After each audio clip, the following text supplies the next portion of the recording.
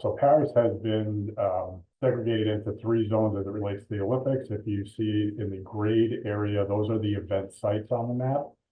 And the blue line surrounding the gray area is called the SILT zones.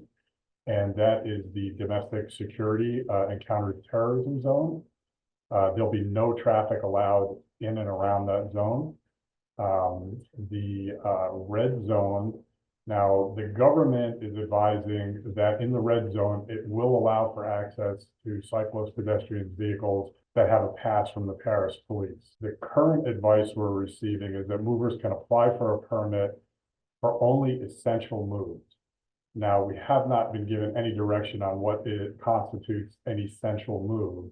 And the feedback that I am receiving from our moving partners in and around Paris is expected the red zone to be completely restricted to moving. It's going to be extremely difficult to verify that you have an essential move, and in all likelihood, it's going to be virtually impossible for any movement within the red zone. The blue zone is technically available for removal services.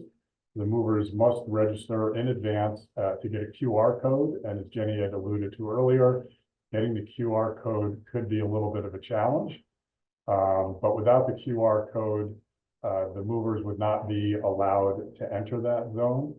I think we need to keep in mind in setting expectations that the situation there is fluid, and we don't know how smoothly or not the whole situation is going to run as it relates to the potential for moving services. Certainly, if there's any security concerns or issues that arise, the government can shut down all the zones completely to any kind of commercial traffic. That said, I think the best course of action as it relates to moving household goods into or out of any of those zones, the best course of action is probably to try and schedule that outside of the time frame of the Olympics.